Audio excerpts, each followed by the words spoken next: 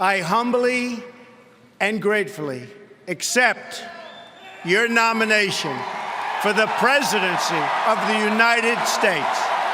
We just saw the most important speech of Donald Trump's life. 4 years ago, 30 million viewers watched Mitt Romney deliver his convention speech.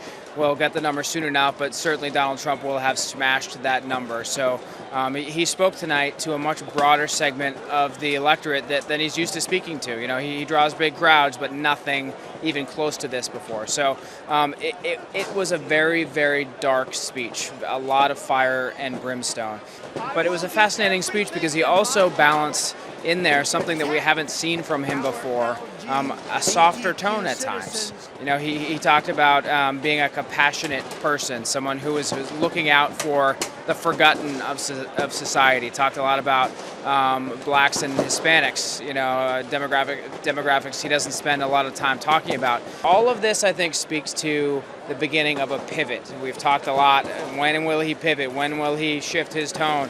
We saw tonight a very definite pivot, an attempt to, at least, with a huge assist from his daughter. So the bottom line here is that Donald Trump cannot win the general election unless he dramatically expands his base of support. I think Donald Trump knows that he cannot win in November unless he has a united Republican Party behind him.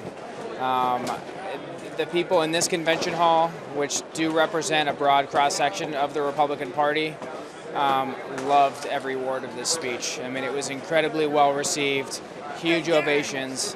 He was constantly stopped by applause. It was a lot of red meat. You know, I think that's probably why they loved it. I think he showed signs for folks who want to see a more mature, a more presidential, a more magnanimous Donald Trump.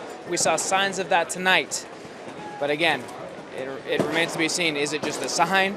Or is it just a small example, or will it be something that he takes with him out on the campaign trail as he starts to target broader electorate for the general election?